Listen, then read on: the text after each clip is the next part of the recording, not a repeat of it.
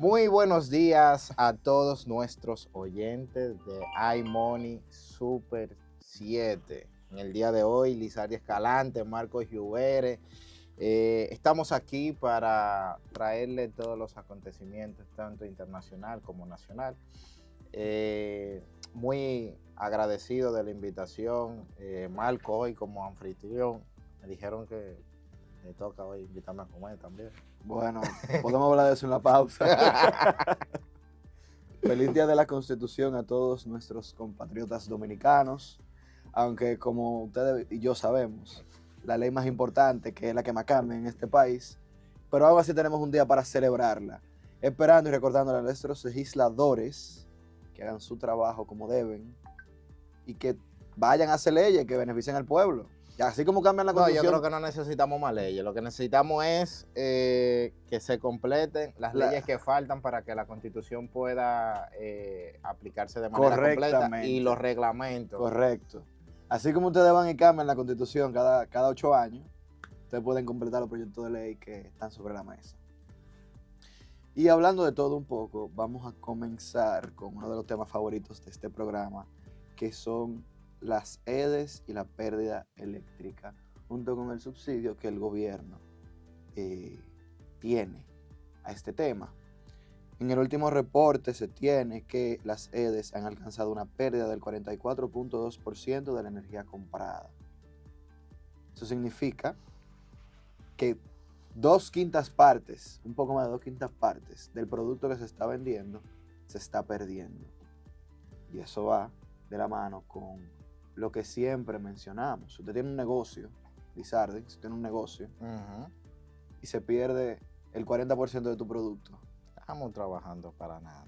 Estamos perdiendo el tiempo. Estamos perdiendo el tiempo, estamos perdiendo dinero. El problema, mira, el problema aquí de la energía eléctrica, y eso yo lo diría claro y con mucha certeza, el problema aquí no está en la cobranza, es cierto, pero desde ese mismo periodo a la fecha, y también en notas de prensa de las mismas EDES, se han implementado distintos trabajos, tanto para eficientizar los cobros como el suministro, pero las debilidades que nunca hemos podido subsanar son las pérdidas en transmisión.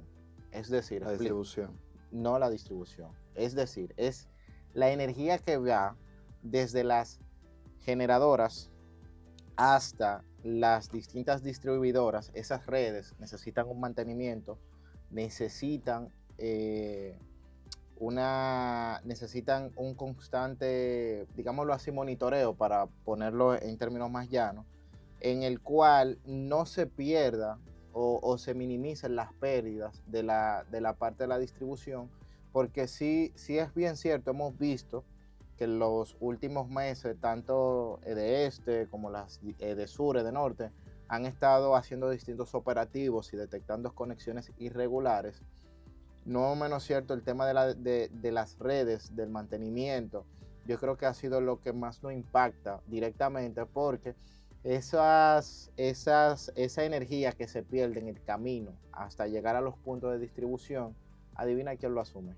Nosotros, los contribuyentes. Las EDES. Nos lo transmiten Entonces, imagínate tú que también esa parte de la distribución nos toque cargar con ella encima de el tema de las conexiones ilegales, que para mí eso es algo, es criminal, obviamente es penado por la ley, pero es criminal por el hecho de que tú te robas lo que se supone que deberías estar pagando.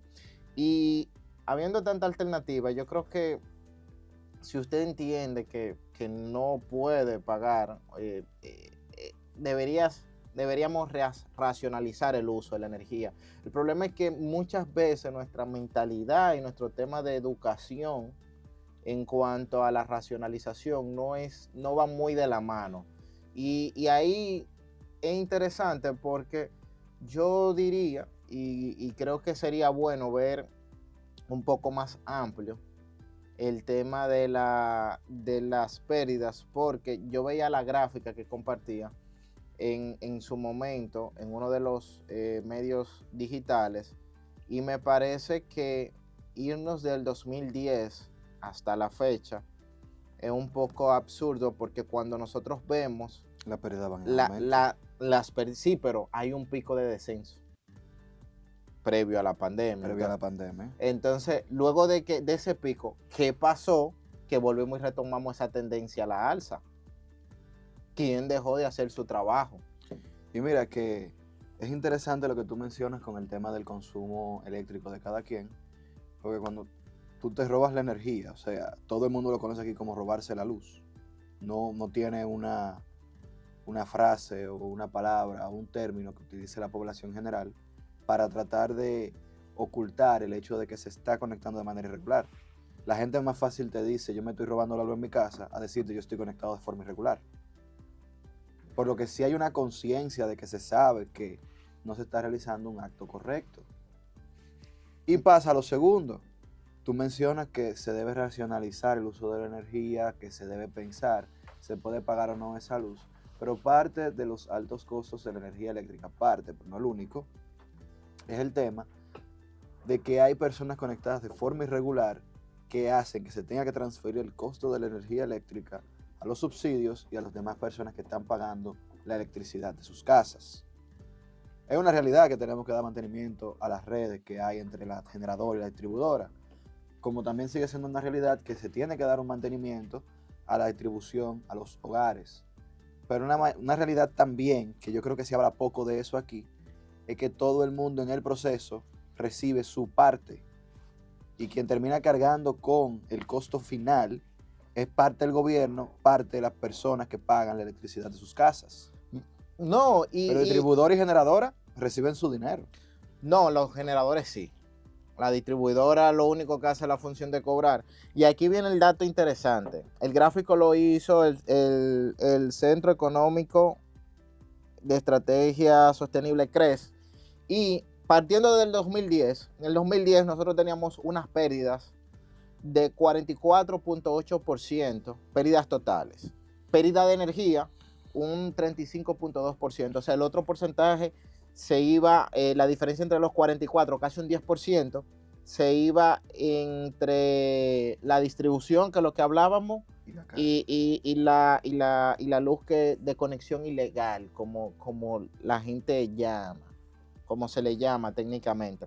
Entonces, a partir de ahí nosotros tenemos un gráfico abajo que habla de energía no cobrada y se ha mantenido oscilante. Obviamente en el 2010-2011 subió de un 9 a un 11%, pero luego de ahí tuvimos una tendencia hacia la baja en la que en los años 2017, del 2017 al 2019, pudiéramos decir que se situó entre un 3.5% promedio. Pero luego del 2020, que fue el año de la pandemia, que se aumentó el consumo, se le dio energía a todo el mundo durante todo un tiempo, vemos que en el 2022 se dispararon la energía no cobrada a un 6.5%. Y ahí viene el tema, o sea, quienes te conectan a ti y quienes tienen acceso a manipular los paneles, porque vamos a decirlo claro, y ahora con toda la proliferación de edificios, hay una parte que tiene que ver con la manipulación del contador y toda la cuestión que lo hacen las compañías contratistas. Tú como usuario tienes que ver con la energía del panel hacia tu apartamento, pero de ahí hacia afuera y cualquier otra modificación o instalación que se vaya a hacer, tomarlo en consideración, son los contratistas. Entonces, partiendo de este punto, yo diría, todos tenemos nuestra parte. Aquel que se conecta de manera ilegal, pero también quien lo conecta y lo manipula. No, claro, eso... Porque yo no puedo venir a conectarme de la casa de Marco sin que alguien te ayude con esa conexión. Con esa conexión. Y es más difícil hacerlo en un apartamento, pero no imposible. En una casa es más complicado. Bueno, se puede... En la casa es más complicado porque regularmente el cable sale directamente desde el poste de luz hacia la casa, sí. Pero yo diría que Es más complicado a nivel de un apartamento por el tecnicismo que hay detrás, pero es más fácil de ocultar. ocultar. En esa parte tú sí tienes razón. Ya que cualquier cosa que pase se puede enviar directamente al edificio. Y a mí me sorprende, mi esposa trabaja en torres, administrando torres, y a mí me sorprende la cantidad de energía eléctrica que pagan esas torres solamente por el área común. Y yo te digo, en mi casa yo prendo más luces que un área común, y la luz no me llega tan cara, y me llega cara. Y aún así tú tienes edificios que están pagando 60, 70, 80 mil pesos en energía eléctrica solamente de área común. Entonces ahí es donde viene. Donde vienen muchos de los temas que nos están afectando. Ahora estamos hablando de torres, pero el tema de la misma energía no cobrada. ¿Por qué se dispara? Cuando aquí teníamos proyectos o tenemos proyectos que simplemente se le debe dar continuidad. Por ejemplo, recuerdo en el 2012, muy cerquita de acá, había un proyecto en el cual la energía era prepagada, donde tú pagabas lo que ibas a consumir como si fuera una recarga. Y esa puede ser una solución para aquellos sectores donde necesariamente no tenemos la cultura de la racionalización de la energía y evitar todo este tipo de conexiones, porque al final, fíjate algo, que es muy complicado el tema de las pérdidas, porque si tú tomas los dos gráficos que tenemos, la mayor parte de la pérdida, aunque nosotros quisiéramos achacársela a la energía no cobrada, pero cuando tú vas viendo la energía no cobrada versus las pérdidas totales, cuando tú haces la diferencia, la pérdida de energía se va más en transmisión, que era lo que decía al principio. Entonces, el problema por donde deberíamos atacarlo necesariamente sería desde la matriz. No es tanto ni la generación, es la distribución de la energía. Redes deficientes, redes que necesitan mayor optimización, porque imagínate tú, tomando de parámetro el 2019, si yo tenía una pérdida de energía de un 27% y sumando la energía no cobrada subo a 30.6%, ¿dónde está el problema? Definitivamente en la distribución. 2010, pérdidas del 44.8%, pérdidas totales, pero pérdida de energía, 35.2%. Definitivamente en la distribución. Sí, y seguimos la tendencia y vamos viendo, porque pero es interesante algo. Hemos bajado mucho el promedio de energía no cobrada. Pero hemos aumentado en las pérdidas técnicas. Y adivina quién carga con esas pérdidas, las EDES. Entonces, ¿quiénes no son los eficientes? ¿Las EDES o las empresas que se encargan de la distribución? Empresas que se encargan de la distribución.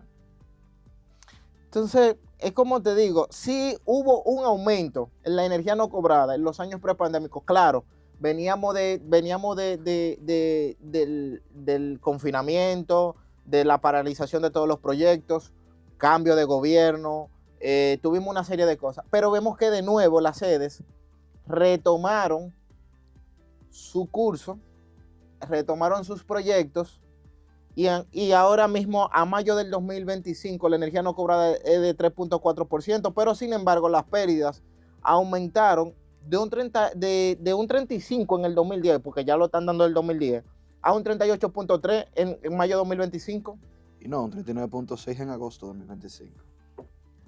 Entonces, no podemos hablar de que el modelo de la sede es deficiente. Claro, va a ser deficiente. ¿Por qué? Porque ¿a quién le están cargando las pérdidas?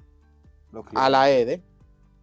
Las sedes van a estar deficitarias, porque si yo hago un negocio contigo y lo que pasa en el camino, el riesgo es tuyo y tú tienes que pagármelo.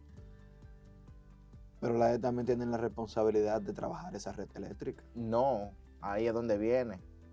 Hay una empresa de transmisión, hay una empresa encargada de esa parte, que es TET. Pero también tenemos el tema de los generadores. O sea, aquí deberíamos replantear y renegociar todo, porque debería ser una pérdida compartida, donde yo como generador, al punto donde tengo que entregarte la energía, trate de eficientizar mis redes, pero luego la empresa que se encarga de transportar esa energía hasta los distintos puntos de distribución también haga su parte. Y ya a partir de ahí, cada quien asumiendo la responsabilidad que le corresponde, pueda cargar con las pérdidas operativas. Pero ¿sabe qué es lo que pasa? Que en la mayoría de contratos con generadores, quienes cargan con las pérdidas son las empresas de distribución eléctrica, que son las EDES. Y como nosotros, como usuarios finales, quienes tenemos de cara a la EDE, le vamos a pegar la culpa a todo ello. Eso es lo complejo del sector eléctrico actual. Donde más que... El tema eléctrico nunca se ha visto. Ok, me escribe alguien por aquí, me dice que son los puntos de frontera donde llega la energía, así es que se le llama técnicamente, y para pasar a distribución. Las pérdidas que están desde las generadores a los puntos de frontera, eso lo cargan las EDES. Entonces, por eso tú tienes esa pérdida de energía, y cuando tú sumas la energía no cobrada, es que llegamos a ese monto de pérdidas totales, que no se le explica, claro, a la ciudadanía. No conviene que lo sepamos. Independientemente de la razón, porque yo estoy de acuerdo contigo de que esto debería ser un problema compartido y no centralizado en un solo sitio a nivel de pérdidas monetarias. Independientemente de la razón, una realidad que tenemos es que tenemos una red extremadamente deficiente. Ya sea en el punto en la generación, ya sea en la distribución, ya sea cuando va para la casa. Y también tenemos redes que no están totalmente controladas a nivel de cobranza. Porque tenemos personas que se conectan de manera ilícita, que no son la mayoría. Pero también tenemos personas que fueron a sacar un contrato y le dijeron, tenemos problemas en esa zona, te vamos a poner la luz, pero tú no vas a tener contador. Y sí, las EDES han ido regularizando eso. Se ha hecho un trabajo y se aplaude.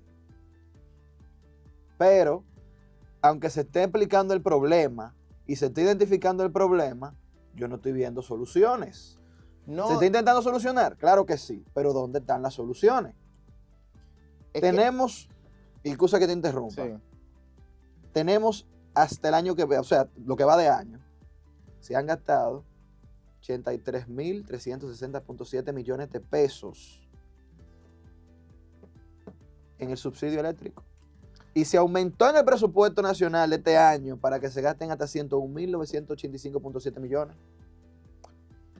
Claro, y vamos a seguir gastando más en subsidios, en mejoramiento de las redes y todo. Y si tú te fijas y tú buscas los distintos programas que tienen las EDES de mejoramientos de redes, no va a dar abasto. ¿Por qué? Porque las EDES están haciendo su trabajo dentro de las zonas que le compete la administración. Por ejemplo, hasta la Máximo Gómez, hacia todo el este, le toca de este. De la Máximo Gómez hacia adelante, hacia ya todo el sur y parte hasta Villa Altagracia, que pertenece a San Cristóbal, le toca de sur. Le toca de sur. Ya toda la parte norte, pues, de norte. Pero, ¿qué pasa? Ellos hacen su trabajo en los sectores y históricamente la más deficiente en términos de cobranza ha sido de este. Así es. Pero cuando nos vamos, que era lo que mencionaba, que gracias al oyente que me aclaró el tema del punto de frontera, cuando nos vamos a los puntos de fronteras, esas pérdidas que tienen que cargar las tres EDES, debería ser una pérdida compartida donde la empresa que se encarga de llevar por las autopistas eléctricas toda la energía a esos puntos, los generadores y las EDES digan, bueno, yo voy a mejorar la parte que me corresponde a mí, los generadores la de ellos y la empresa la que le corresponda, tratando de minimizar esas pérdidas. Eso podría ser una solución. Es una solución para controlar el tema del subsidio, porque como te digo, si nos vamos a los distintos programas de mejoramiento, todos los años, bueno, en el 2021 fue el más reciente, se invirtieron alrededor de 97 millones. Y ya para antes de irnos a la pausa, los generadores te dirían, oye, mi único trabajo es generar energía. Entonces, sacando los generadores de la ecuación, quedamos con la empresa de transportación de la energía a los puntos de frontera. ¿Qué ha hecho esa empresa? Porque esa empresa no... Bueno, sí, que ha hecho esa empresa y porque esa empresa no se puede hacer responsable también del tema de la pérdida eléctrica, que va de la mano justamente con lo que dije hace un momento. Aquí todo el mundo está recibiendo su dinero, independientemente de lo que llegue o no a las casas. Y la pérdida se está aplicando alguna fórmula en algún sitio para que ciertas pérdidas sean adjuntadas a la factura del consumidor final. No todas, obviamente, porque si fuera así, no tuviésemos un pago de subsidio, y lo tenemos un pago grandísimo de subsidios, es un hoyo negro.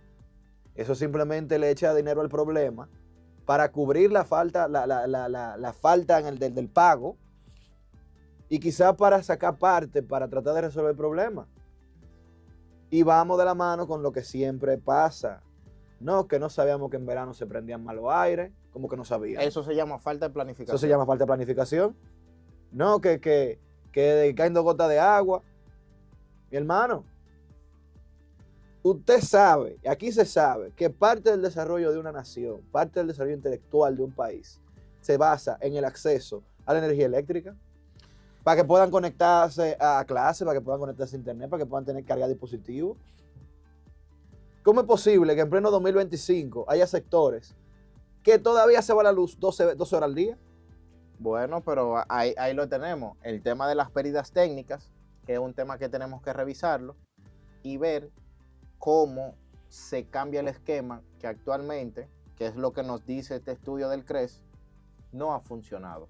No, totalmente de acuerdo contigo. Ese modelo, ese esquema de financiar esas pérdidas técnicas es lo que no ha funcionado aquí en la República Dominicana. Totalmente de acuerdo contigo. Hasta que no se sienten y revisiten partes del pacto eléctrico, hasta que no se sienten a revisitar soluciones para el problema, que, repito, se está haciendo un trabajo, el CUET ha hecho un trabajo al respecto. Ese pacto eléctrico hay que revisarlo, igual como necesitamos el pacto fiscal. Yo creo